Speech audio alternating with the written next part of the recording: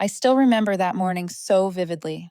The kind of damp Seattle morning where the rain wasn't heavy enough for an umbrella, but just enough to make your hair stick together. I came in early, holding a steaming cup of black coffee and the foolish belief that today would be ordinary. I should have known something was off the moment I saw the light on in the 14th floor conference room. No one met that early unless something bad was coming, but I still walked in, because I'm the kind of person who clings to politeness even when instinct screams to run. Paige from HR was shuffling papers. She looked up and smiled that uneasy smile that says, I don't want to be here either, but my boss made me. Across the table sat Victor Hale, the new chief financial officer, every inch of him radiating the confidence of a man who knows how to make others feel small within the first 10 seconds. Clara, have a seat, he said without looking up. His tone carried that perfect mix of practiced authority and quiet boredom that tells you you're just another item on a checklist. I sat down. The coffee in my hand was still warm, but my chest had already gone cold. Paige slid a stack of papers toward me. White sheets, black text, but the number in the middle hit like a punch. My new salary, 60% lower than my current one. 60% lower. I stared at it, waiting for someone to laugh, to say it was a mistake or a cruel joke. No one did. Victor cleared his throat, his voice steady, like he was giving a quarterly report. We're restructuring to align with market realities. Your position remains the same, but the compensation package has been adjusted to reflect a more sustainable model. I looked at him, then at Paige. She looked like she might cry for me. I asked slowly, what if I don't agree? Victor smiled, the kind of smile people wear when they think they hold every card. Then you're free to consider other options, he said. We understand. A strange silence filled the room. I could hear the rain tapping against the window, the hum of the air conditioner, even the faint clatter of a pen falling off the table. Tiny sounds, but they struck like thunder. I set the paper down and smiled. I'll need 24 hours to review this. My voice was calm, and even I was surprised by that. Paige nodded rapidly, grateful for any reason to breathe again. Victor just said, fine, and turned back to his laptop. I walked out through the rows of desks. Everyone kept working, unaware that my salary and half my dignity had just been slashed. I pressed the elevator button and caught my reflection in the brushed steel wall. I looked composed, but inside, everything was collapsing. In the parking garage, I got into my car and exhaled, long and shaky. It felt like being slapped, not once, but over and over, softly, relentlessly, the kind of humiliation no tears can wash away. I rested my forehead on the steering wheel, listening to the rain hit the roof, each drop counting down to something I couldn't yet name. Then I laughed, a dry, hollow laugh. There was something absurd about it all. 10 years I'd given them. I'd rescued failing projects, saved impossible clients, and now they were telling me I was worth 60% less. Market value, he said. That's how people talk when they've never had to worry about paying rent. I unlocked my phone. The screen lit up. A photo of me and Maya at the beach, her hair wild in the wind, both of us laughing like the world was safe. She deserves better than this, I murmured. For a long while, I sat there, listening to the rain. No music, no dramatic lighting. Just silence, thick enough to taste. Then I whispered, almost to myself, or maybe to whoever might be listening, I'm not signing that paper. I started the engine and pulled out of the garage. Outside, Seattle shimmered in shades of silver and gray, traffic lights bleeding color across wet pavement. I didn't know where I was going, home, a cafe, anywhere but there. But I knew one thing for sure. They'd just started a game they thought they would win. And even without a plan yet, I'd already decided it wouldn't end the way they wanted. As I drove into the rain, hands still damp from the weather, I thought, somewhere out there, someone else must have sat in a car just like this, disrespected, undervalued, forced to choose between pride and a paycheck. If you've ever been there, you know the silence in my chest wasn't just sadness. It was the sting of being told you're worth less than you are. And if you're listening to this right now, tell me where you are. Maybe you're in your car, maybe at your desk, maybe lying awake after a long, terrible day.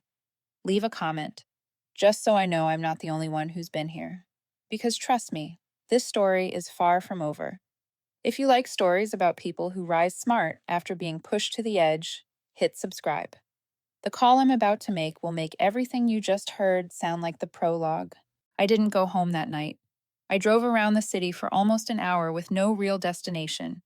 The rain kept falling, tapping against the windshield in a dull rhythm that matched the heartbeat of someone too tired to feel.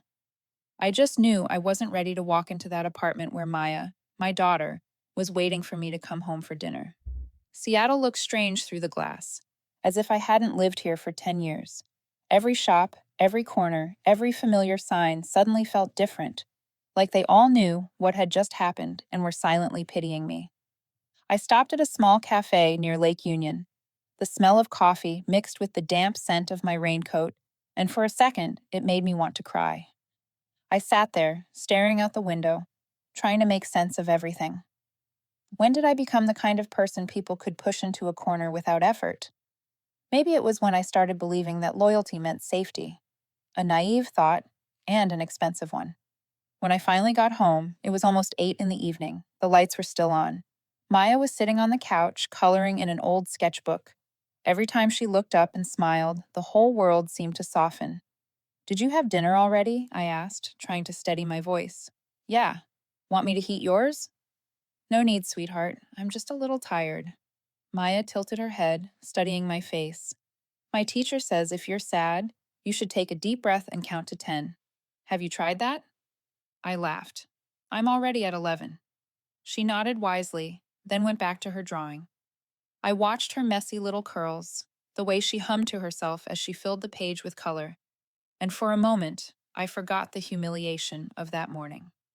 After Maya fell asleep, I sat alone in the living room. The apartment was so quiet I could hear the ticking of the wall clock. I opened my laptop, the pale blue light reflecting on the window glass. Outside, Seattle was still drenched in rain. I pulled up my employment contract, a document I'd never really paid attention to. A single line near the bottom made me stop breathing. No non-compete clause after termination, no restriction, no binding. I read it 3 times. Something inside me shifted. Not much, just a spark flickering through the fog of fear. I thought of Victor and the way he said adjusting to market conditions. The word reasonable echoed in my head, smooth and steady like a stone rolling across marble. The way he said it made me feel less like a person and more like an expense to be trimmed. I closed the laptop, leaned back, and stared at the pale ceiling. 10 years, 10 Christmases, countless nights working until dawn. I remembered the night our system crashed, when everyone panicked, and I stayed to restore the final backup. I remembered the old CEO saying, "Clara, you just saved this company." That sentence once made me proud. Now it only made me laugh. My phone lit up. It was Rachel, my best friend from legal. "Heard something happened this morning. You okay?" "Barely. 60% cut. No negotiation." 5 minutes later, she called. "You're kidding. 60%? Have they lost their minds?" "Just their morals," I said. Rachel sighed. "Clara, don't sign anything. Listen to me. No signature, no email reply, no verbal agreement. They're testing you." "I know," I whispered. "But I have a kid, a mortgage, Maya's meds. They know I can't just walk away." "That's exactly why they're doing it," Rachel said. "But they don't have the right. If you stay calm, I'll help you find a way." We talked for a few more minutes. When we hung up, my heart was beating faster, not from fear, but from something else. A small piece of belief had just returned. I went to my bedroom and stood by the window, watching the rain-slicked city glow under streetlights. Reflections stretched across the pavement like long strands of memory. I whispered, "I won't let them end this story their way." Downtown, in the Horizon office still lit past hours, Victor and Paige were in a private meeting. "Are you sure about Helix?" Paige asked quietly. "If anyone finds out—" "No one will," Victor interrupted. His tone was calm, almost casual, like they were discussing the weather. "Jensen will be gone soon, and once she is, no one will have access to see where the client data is going." Paige looked down, silent. Victor smirked, satisfied. "We just need to keep her quiet for a few more days." Across the city, in my small apartment, I had no idea that Project Helix would be the spark that blew everything open. All I knew that night, between the sound of Seattle's rain and my daughter's soft breathing from the next room, was that I finally opened my laptop again, ready to learn something I should have faced long ago: how to walk away from a place that stopped respecting me without losing the part of myself that still did. I couldn't sleep. All night I tossed and turned, listening to the steady rain outside my window, as if Seattle itself had decided to teach me the true meaning of exhaustion. Maya slept soundly in the next room, her breathing so calm it made me jealous. I wished I could rest like that, without thinking about bills, contracts, and the people in sharp suits who had just reduced my worth to a line on an Excel sheet. By 4 in the morning, I got up, made coffee, and opened my laptop. I started looking for jobs. Or rather, I stared at LinkedIn for 10 minutes before closing it again. 10 years in the same company had turned my resume into a scrapbook, full of memories, but not the kind anyone was looking to hire. I rubbed my temples and told myself I'd think more clearly in the morning. I didn't know that the morning would be nothing like I expected. Around 9, as I was trying to drag myself out of bed to take Maya to school, my phone rang. Unknown number. I almost let it go to voicemail, but something made me pick up. Clara Jensen? It's Ethan. A deep, familiar voice. It took me a few seconds to place it. Ethan Miles, my former colleague who had left Horizon nearly 2 years ago to join our rival company, Apex Data Systems. Ethan? Wow. It's been a while. 2 years, give or take, since that server crash you saved us from. I still remember how you drank coffee instead of water that night. He laughed softly. Listen, I won't take much of your time, but Cameron Doss, our CEO, he's looking for someone with enterprise client experience. I mentioned your name. I froze, the taste of coffee shifting in my mouth. You did what? Cameron knows about Horizon, about the acquisition, and the recent leadership shakeups. He said he needs someone who understands the market and can rebuild trust with legacy clients. I told him I knew the right person. I let out a small, half-bitter laugh.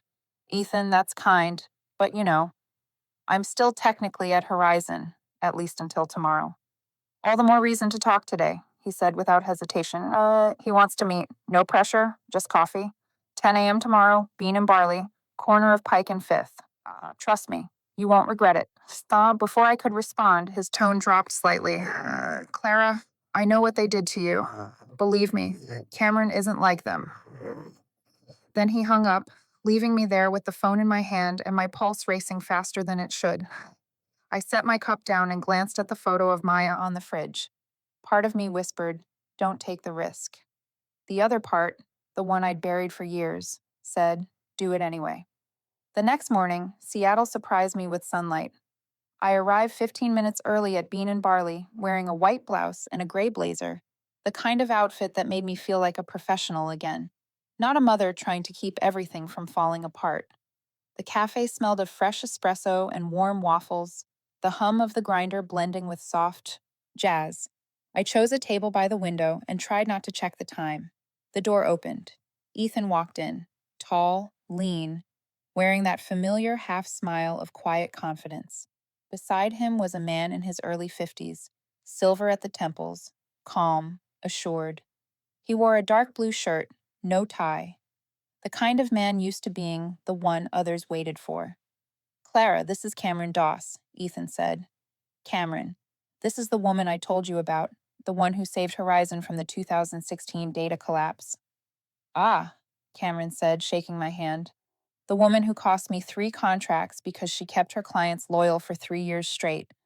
Pleasure to finally meet you. I laughed. Sorry about that. Don't be. I like people who know how to make competitors miserable. He gestured to sit. Ethan told me a bit, but I'd rather hear it from you. What's going on at Horizon? I hesitated. They called me in, put a paper on the table, and said they were cutting my salary by 60%. Take it or leave it. Cameron raised his eyebrows. 60%? If I told my accountant to cut 60% of the coffee here, she'd set the office on fire. I laughed for real, the first time in days. I thought about doing some burning myself, but I figured the legal fees would cost more. He smiled, eyes sharp but kind. Horizon's choking itself. I've heard about their internal issues, especially since the buyout. You've been there a long time. What's changed? The value of people, I said without thinking.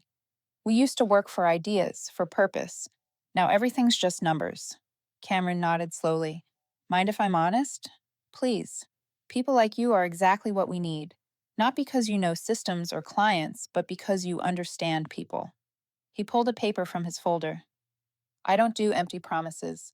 This is a director level role at Apex, strategic operations. Starting salary 165,000, 20% bonus, full coverage for your daughter, and I'll need an answer in 3 days. I held the offer, feeling like it was something too big for my hands. I read it once, then looked up. You don't even know if I'm leaving Horizon. No, he said, eyes glinting. But I know Horizon doesn't deserve you, and soon they'll realize that too. I smiled, small but genuine. Cameron, I'm not sure I'm ready for another fight. He shrugged, maybe not. But from the way you tell your story, I think you're readier than you believe. You just haven't admitted it yet. When I stepped outside, the sunlight hit the raindrops still clinging to the glass, scattering glitter across the pavement. I paused at the corner, looking at the offer in my hand. It wasn't just a job, it was an exit, a reminder that I still had the right to choose better. For myself, and for my daughter. On the drive home, I called Rachel. Rachel, if you're free tonight, bring wine. I've got a story, and maybe a decision to make. What I didn't know was that, at that very moment in Horizon's downtown office, Victor was reviewing HR reports. When his eyes landed on an internal note that read Jensen, meeting external contact, possible competitor, his lips curved slightly. You think you're smarter than me, Clara? He muttered. Let's see who wins this game. As for me, I only knew one thing. I'd just done the smartest thing I'd done in years. The first step away from a place that once made me believe my worth could be cut by 60%. And for the first time in many nights, I felt a little bit of peace. That night, Rachel and I sat in my living room, 2 glasses of wine between us, a scented candle burning quietly. Maya was asleep, and the apartment was wrapped in that rare, safe kind of silence I'd learned to treasure. Rachel was the kind of friend who never had to ask if you were okay. She could tell just by looking. I'm guessing Cameron Doss didn't invite you for coffee just to talk about the weather, Rachel said, half teasing, half probing. I smiled faintly. Not exactly. He wants me at Apex. Double the pay, better insurance, and it actually feels like they want me there, and I'm guessing you're still thinking about it.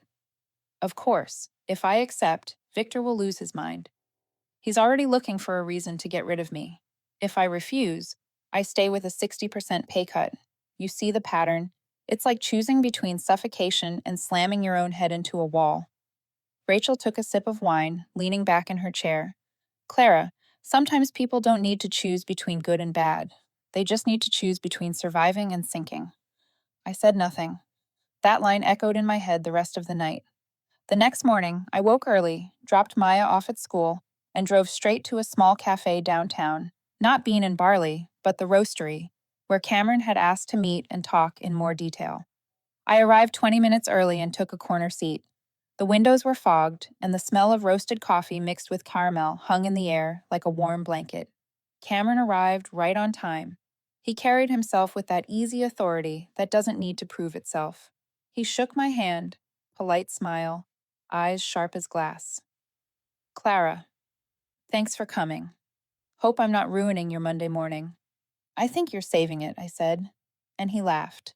We sat down, and after a few pleasantries, Cameron went straight to the point. Ethan told me part of your story. I'd like to hear all of it, not to pry, just because the more I understand, the more I can help. I told him everything, the meeting, the paper, Victor's smooth, corporate tone, as he justified cutting my pay by 60%.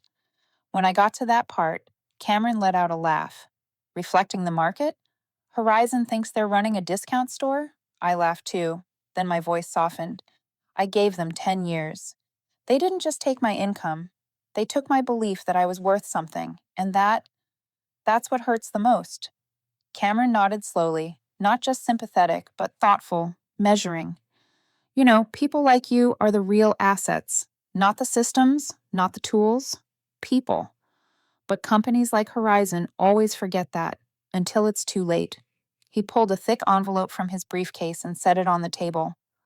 This is a formal offer. I'm not giving it to pressure you. I'm giving it so you know we're serious. I opened it and skimmed through. Director of Strategic Partnerships, base salary 175,000, 20%. Performance bonus, full health coverage for dependents, stock options after 12 months. My throat went dry. Cameron, this is more than I ever made at Horizon, even before the cuts. I know. But your worth isn't the number Horizon decided to print on paper. It's the result of 10 years of trust you built with people. And if you accept, I want you to bring that trust here. I sat in silence for a moment. You know Victor won't let me walk out easily. Cameron smiled slightly. I know Victor. I worked with him briefly. He's the kind of man who loves being on stage but forgets the audience can leave at any time. I laughed. That's pretty accurate. And you know what? Cameron leaned forward. I don't need you to be a spy. I don't want documents or secrets. I just want you to be yourself because when people trust you, they'll come to us. That's all I need. I looked at him, trying to read if this was rehearsed, but it wasn't. He had the tone of someone who'd lost more than he'd gained, and when he said, I respect your ability, it didn't sound like flattery. It sounded like recognition. Give me 3 days, I said. You've got 5, he replied with a smile. But I think you'll call sooner. After the meeting, I didn't go home right away. I walked along Lake Union, where the water mirrored patches of pale gray sky. I sat on a bench, watching the steam rise from the surface, my thoughts tangled like old server cables. Part of me wanted to trust Cameron, to believe in this new chance. But another part, the one scarred by loyalty gone wrong, kept whispering that all companies end up the same. They need you, then they forget you. I called Rachel. He's impressive, I said quietly. I just don't know if I should trust it. You don't have to trust, she said.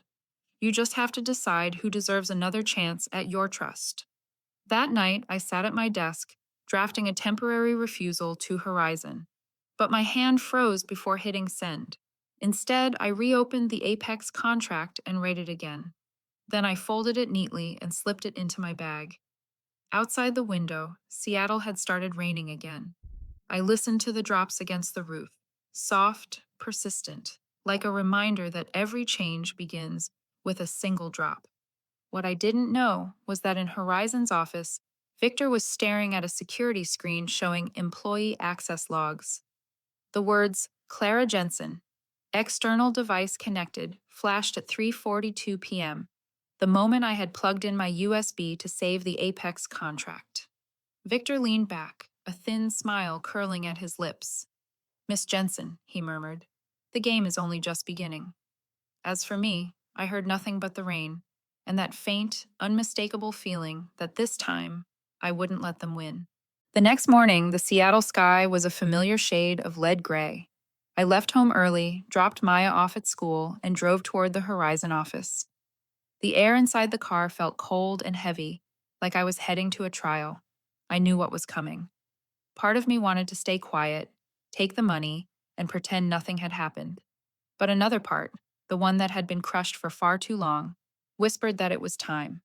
When I stepped into the lobby, everything felt slightly off. People spoke more softly, moved faster, and avoided eye contact. At Horizon, that was always the first sign a storm was coming. Paige from HR stood by the coffee counter. When she saw me, she lowered her gaze. I walked over and asked quietly, anything new? She hesitated, then whispered, Victor's checking data access logs. There's talk about a client information breach. I frowned. A breach? Paige nodded, eyes darting nervously. He says it's serious. And, Clara, he's been asking about you. I felt my heart skip, like someone had pulled a chair out from under me. What did he ask? Whether you copied any files outside the system. I told him no, but he doesn't believe me. I took a slow breath, forcing calm. Of course. Victor was making his move. If I were leaving, he'd need a reason, something big enough to make me the scapegoat. An accusation of a data leak was perfect. serious enough to destroy my reputation, vague enough to need no proof. When I entered his office, Victor was already there. The glass door was half shut, blinds half drawn, the cold morning light cutting across his face like stone. "Clara," he said in a voice too calm to be genuine. "Good, you're here. Sit down." I took a seat, keeping my back straight. "We found client data copied out of the system last night. A USB device connected through your account. Can you explain that?" I met his eyes. "That's my personal drive. I saved contract drafts and performance reports for the internal review." "Oh?" He tilted his head, smiling faintly. "What internal review?" "I think I have the right to back up my own work." Victor chuckled. "You think a lot of things, but you forget that everything you do here, including your work, belongs to Horizon." I could feel the sweat on my palms, but I didn't let it show. "If you think I did something wrong, check the logs. I have nothing to hide." "Oh, we will," he murmured. "And you should think carefully about your future here. I hear Apex is hiring. Seems they're very interested in my people." The last line hit like a stone to the face. I sat still, refusing to let the smirk reach my lips. If they're interested, maybe it's because they know how to value people better than you do. Victor leaned back, eyes glinting with the amusement of a predator watching its prey twitch. "Careful, Clara. I've seen smart people dig their own graves in one brilliant stroke of pride." I stood. "Thanks for the advice. I'll try to avoid that ending." I walked out without looking back. But before the door shut behind me, I heard him mutter, almost to himself, "You're on the list now, Jensen. And when this is over, you'll wish it had just been a pay cut." The rest of the day passed in a haze. No one said a word, but the silence was thick with tension. Rumors spread fast. Victor suspected me of leaking client data to Apex. I noticed the sideways glances, the whispered conversations that stopped when I walked by. By late afternoon, an email popped up from IT. "Your account is under security review. Do not log out or shut down your device." I exhaled, leaning back, just as I thought. Victor was playing dirty, but he'd forgotten something. I wasn't the same Clara who used to sit quietly and take the blame. I grabbed my phone and texted Rachel. "He's setting me up, says I stole data." Her reply came almost instantly. "Don't panic, say nothing, meet me tonight." I closed the laptop and packed my things. When I stood, I looked across the room at my old team, Maria, loyal for 8 years, watching me with worried eyes.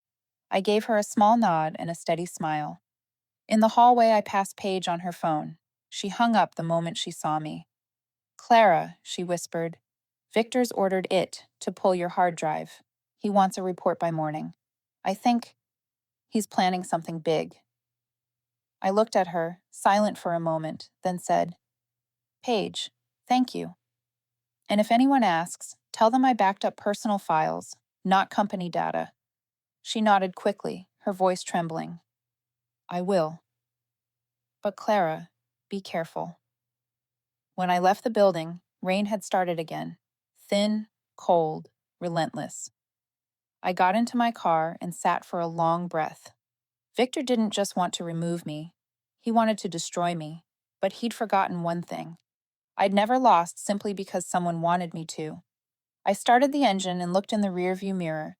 The Horizon Tower loomed behind me, silver and unfeeling in the rain. The place where I had spent a decade of my life, now nothing more than a battleground.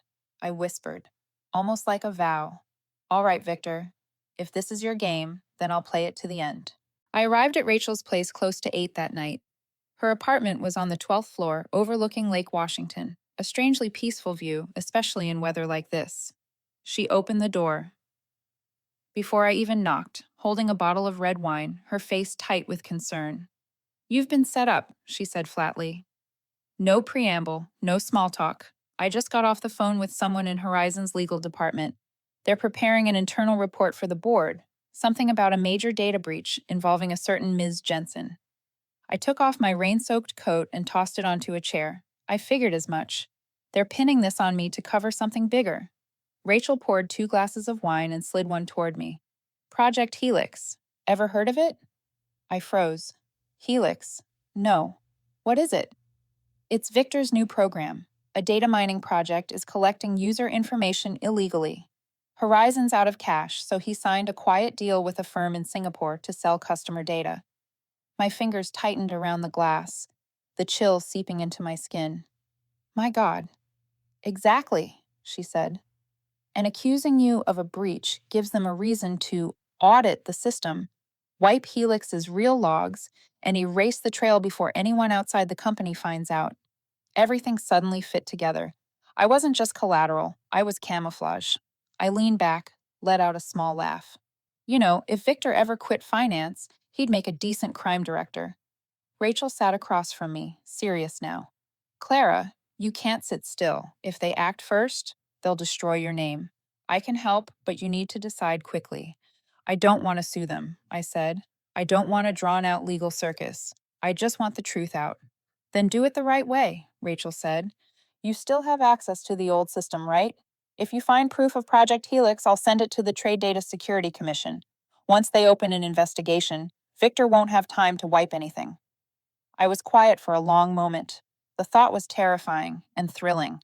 And if I get caught, I asked. Then at least you'll fall standing, Rachel said, not kneeling. Later that night, when I left her apartment, I sat in my car for a while. The rain had stopped, leaving thin mist curling above the asphalt. Across the street, the lake reflected the city lights like 1,000 fractured mirrors. I thought of Maya, her future, her safety, and how a woman like me, after 10 years of loyalty and exhaustion, was finally learning to stand up on her own. I picked up my phone and texted Cameron. I need to see you soon. It's important. He called within 5 minutes. Clara, are you okay? I'm not sure, but I think Horizon's hiding something you should know. A pause, then his voice, low and steady. Meet me at the Apex office tomorrow morning at 7. And Clara, don't let anyone know you called me. The next morning, I reached Apex before sunrise. Their office occupied the 21st floor of a new glass tower overlooking Elliott Bay. The air there felt different, clean, alive, free of decay. Cameron was waiting in a small conference room, just him and a cup of coffee. Sit down, he said. Tell me everything. I told him everything about Victor, Project Helix, and the setup. When I finished, he was silent for a moment, tapping his fingers lightly against the table. Do you have proof? Not yet, but I still have access to Horizon's legacy systems, financial and client logs from before the acquisition. If they use those old accounts to move data, I can find the traces. Cameron looked at me, half impressed, half concerned. You're talking about breaching Horizon's system. I'm talking about looking at my own files. Nothing more. I'm not taking anything. He nodded slowly.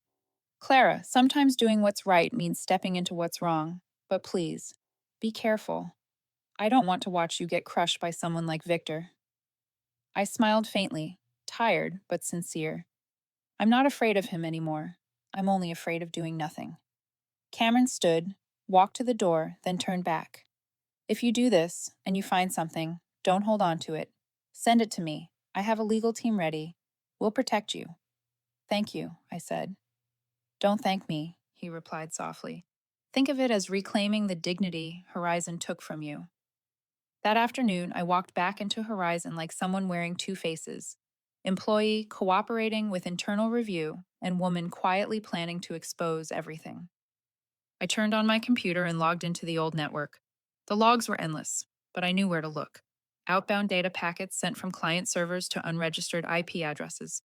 3 hours later, I found the first string, code marked HX001, time-stamped 3:12 a.m., authenticated by V. Hale. I leaned back in my chair, heart pounding. V. Hale, Victor Hale. He had signed off on the very transfer containing the stolen client data. I backed up the file, triple encrypted it, and sent copies to Rachel and Cameron. No subject line, no message, just 3 words. This is Helix. When I hit send, my hands trembled slightly. Maybe from fear, maybe from relief. I knew, in that moment, everything was about to change. Not just for me, but for Horizon itself. I stood by the window, looking down at the city still pulsing with lights and motion. I felt small, but strong in a way I hadn't in years. For the first time, I wasn't being controlled. And I swore, If Victor planned to make me his scapegoat, then he'd live long enough to watch his empire collapse, brought down by the very data he sold his soul to hide. The next morning, the air inside Horizon was so thick it could have been cut with a knife. I walked in trying to look calm, but I knew something fundamental had shifted. The rumor of an internal investigation had spread through the entire company, and my name was right in the middle of it. Paige avoided my eyes when she passed. Maria gave me a nervous look, and Victor, he showed up wearing the calm, predatory confidence of someone who smelled blood. Clara, he called, as I sat down. Good, you're here. We need to talk. The conference room on the 14th floor was freezing. I could hear the faint flutter of the blinds from the air conditioner. Tracy from HR was there too, pale and tight-lipped. She was always present when someone was about to be fired, a professional witness for polite executions. Victor stood by the window, back turned. When he finally spoke, his voice was low, steady, and void of emotion. We reviewed the system logs. The data was copied under your account. Whatever you say, this is a serious violation. You're right, I said, my tone surprisingly calm. It was copied under my account. But you forgot the important part. Who gave that account access to the internal server at 3 in the morning? Victor turned around, a flicker in his eyes. What are you implying? Nothing, I said evenly. Just that if you're going to fabricate a story, at least make it coherent. Maybe you forgot. I was the one who designed Horizon's first security framework. I can tell which logs are real and which are rewritten. Tracy swallowed hard. Clara, maybe we should... Better stay quiet, Tracy. Victor cut her off, eyes locked on me. Miss Jensen, I'd advise you not to turn this into a personal drama. I can request a formal legal inquiry. Of course, I said, shrugging. And I can submit my own report to the Federal Trade Commission. Something about Project Helix, perhaps. The air in the room shifted instantly. Paige went pale. Tracy froze. Victor stood still for a moment, as if someone had poured ice water down his spine. He let out a thin laugh. What are you babbling about, Clara? Not babbling, I said softly, each word clean and sharp. Helix. The data export project is to a third-party firm in Singapore. The transaction was authorized under the name V. Hale. I have the original logs with full authentication trails. Tracy turned to Victor, whispering, Victor, is that true? Nonsense, he barked. She's fabricating this to save herself. There is no Helix. I picked up my phone from the table. Shame, I said, because copies of those logs are already out. One to the Commission, one to Apex Data Systems, and one to my attorney. Just precautions, in case of another data loss incident. Paige gasped. Victor said nothing. The silence that followed was the kind that comes when a person starts measuring the speed of their own downfall. I stood, adjusting my coat. Thank you for reminding me what loyalty is really worth, Victor. Oh, and before you threaten me with legal action, maybe reread your own contract clause. Section 9, subsection B. Any pay reduction exceeding 15% grants the employee the right to terminate employment without notice. I'm simply exercising my right. I turned to leave, but Victor shouted behind me. You think you've won? You have no idea who you're up against. I paused at the door, glancing over my shoulder. Oh, I know. I'm up against a man who forgot that data can be erased, but reputation can't. Goodbye, Victor. The door closed behind me with the sound of his fists slamming against the table. I stepped outside into the wind. For the first time in years, I didn't look back. No regret, no fear, just the quiet release of cutting the rope that had been choking me for far too long. As I drove out of the parking lot, my phone buzzed. An email from Cameron. Got the logs. Sending to legal. You did the right thing. Stay clear. And don't go back to Horizon. I smiled, a small, steady smile. There's a kind of victory that doesn't need applause. It doesn't come with cheers, only with silence. The kind that tells you you've done what was right.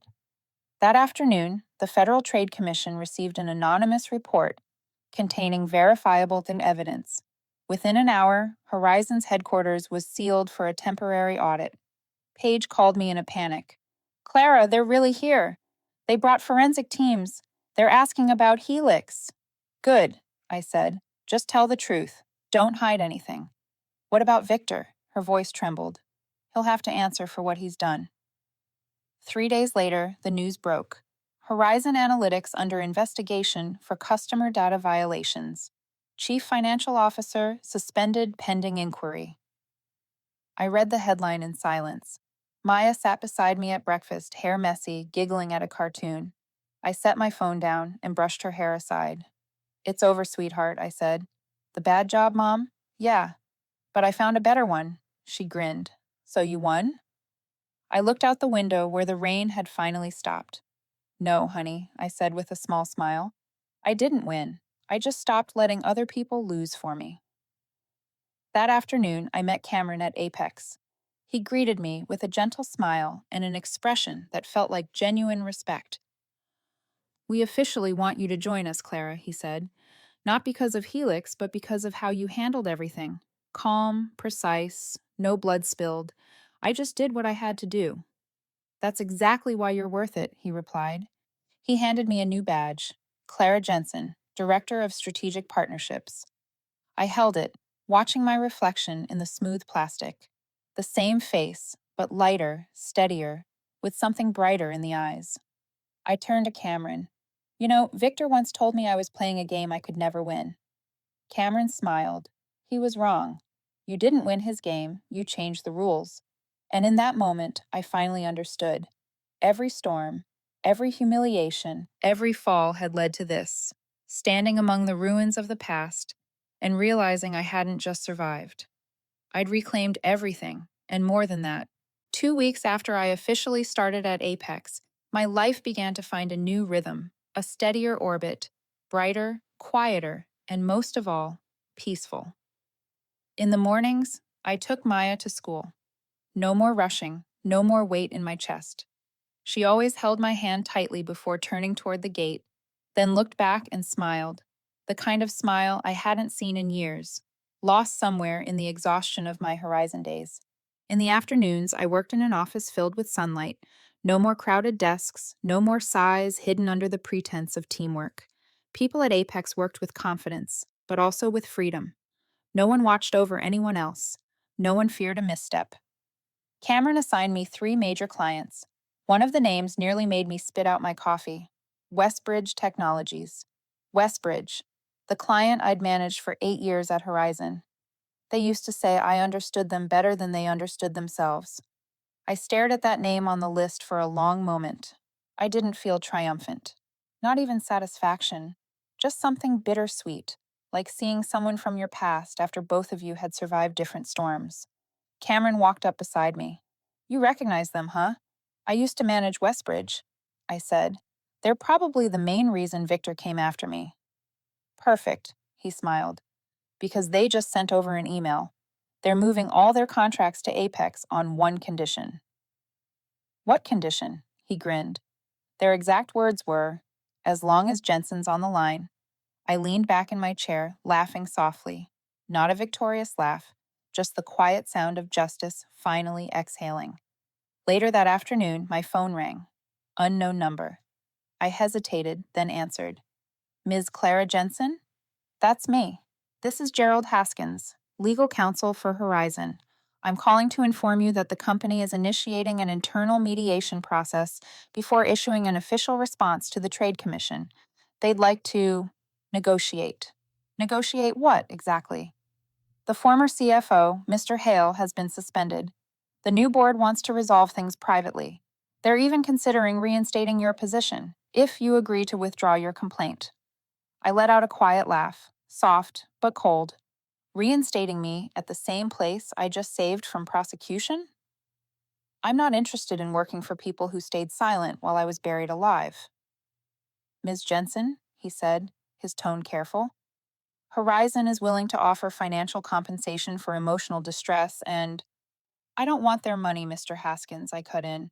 "If Horizon truly wants change, they can start by treating the ones still there with decency. People like Maria, like Devin, the ones Victor turned into numbers on a spreadsheet."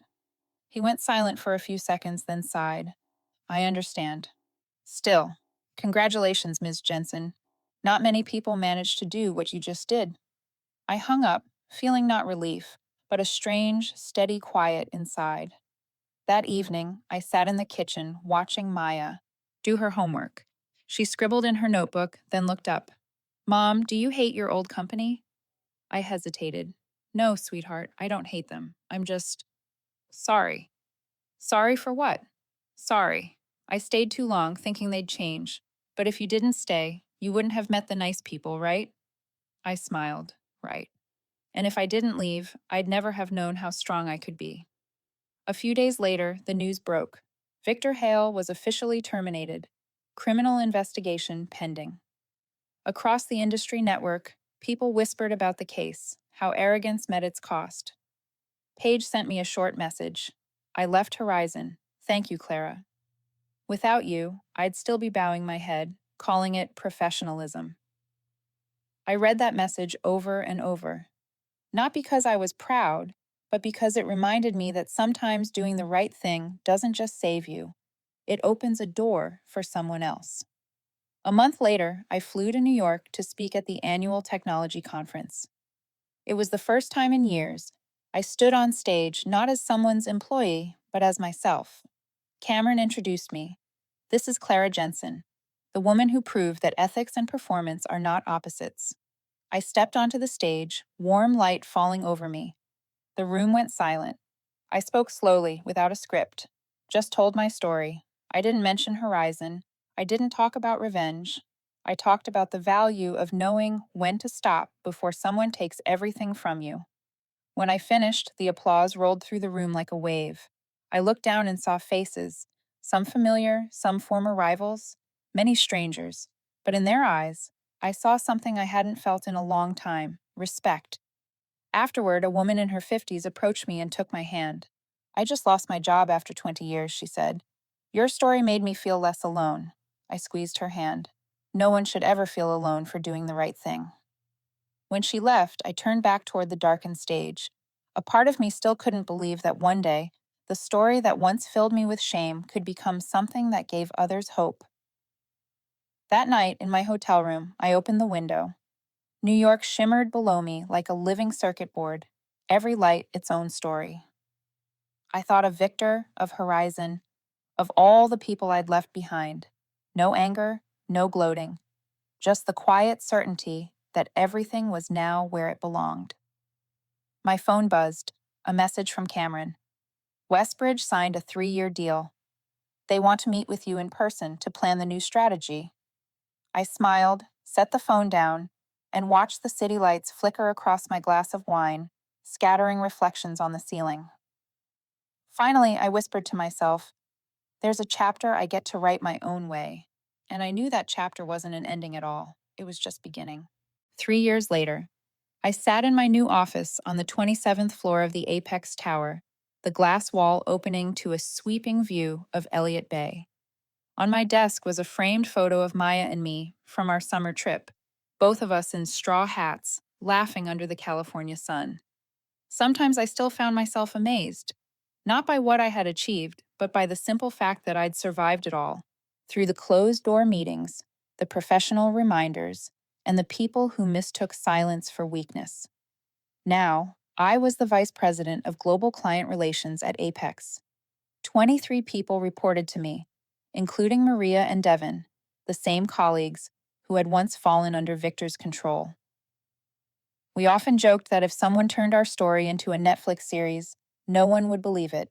3 fired employees now running the executive board of their old company's biggest rival. Cameron knocked once on the glass door. He never knocked twice. Got 5 minutes, Clara? For you? Always, I smiled.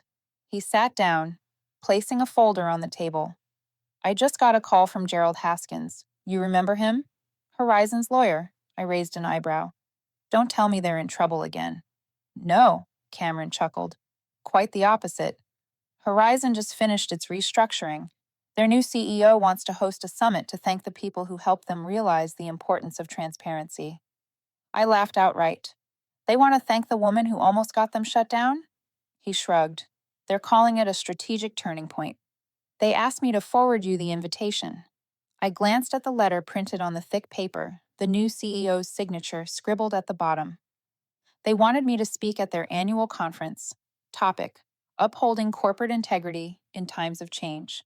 The irony was almost poetic. Cameron looked at me, half encouraging, half curious. You going? I folded the letter, smiling. Of course. Not for revenge, just to close the book properly. 3 weeks later, I returned to the building where, 3 years earlier, I had sat crying in the parking lot. The Horizon logo was different now, new paint, new plants, but the smell in the lobby was the same, polished wood mixed with expensive floor cleaner. An organizer led me into the main conference hall.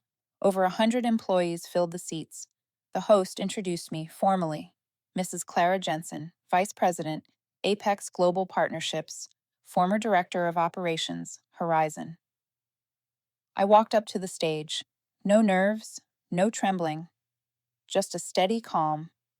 There were familiar faces in the crowd, older now, but softer somehow. I spotted Paige in the third row. She smiled and nodded. I began slowly. I used to work here. I once believed that if I worked hard and stayed loyal, I'd be protected. I thought a company was like a family. But I learned a simple truth. Companies aren't families. They're partnerships. And partnerships only stay healthy when both sides respect each other's values.